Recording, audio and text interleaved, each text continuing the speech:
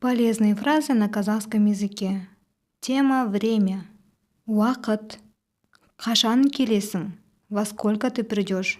Сағат нешеде? В котором часу? Кино нешеде басталады? Кино во сколько начинается? Сағат бесте, 5 часов. Қашан келесің? Сағат нешеде? Нешеде басталады? Тура сағат 7-де. Ровно в 7 часов. Сіз нешеде тұрасыз? Вы во сколько встаете? Сіз нешеде ұйықтайсыз? Вы во сколько ложитесь спать? Сағат 11-де, в 11 часов. Сағат қанша? Сағат неше? Сколько часов? Қазір сағат қанша? Қазір сағат неше? Сейчас сколько часов? Қазір сағат 10. Сейчас 10 часов.